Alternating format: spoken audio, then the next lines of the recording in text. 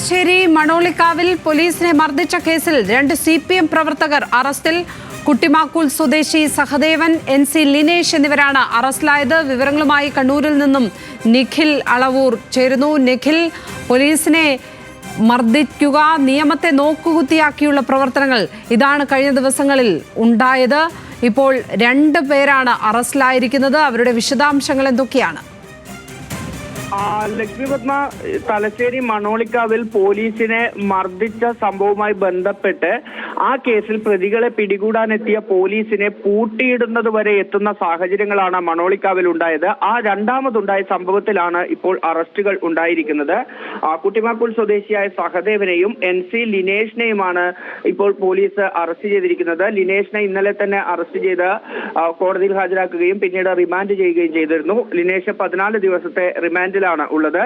ഈ 55 പേർക്കെതിരെയാണ് ഈ സംഭവത്തിൽ തലശ്ശേരി പോലീസ് കേസെടുത്തത്. പോലീസ് കൃത്യമായ രീതിയിൽ തന്നെ ഈ കേസിന് പിന്നാലെ ഉണ്ട്. കാരണം വനിതാ SIയെ ഉൾപ്പെടെ മർദ്ദിക്കുന്ന ഒരു സാഹചര്യം ഉണ്ടായിരുന്നു. മാത്രമല്ല, പോലീസ് ഇത്രയധികം പോലീസുകാരുണ്ടായിട്ട് പോലും അവരെ ഈ പറഞ്ഞതുപോലെ നോക്കുകുത്തിയാക്കുന്ന ഒരു സമീപനം തന്നെയാണ് അവിടെ ഉണ്ടായിരുന്നത്, ഈ CPM പ്രവർത്തകരുടെ ഭാഗത്ത് നിന്ന് ഉണ്ടായത്. അതുകൊണ്ട് തന്നെ കർശനമായ നടപടികളിലേക്ക് തന്നെയാണ് പോലീസ് കടന്നിരിക്കുന്നത്.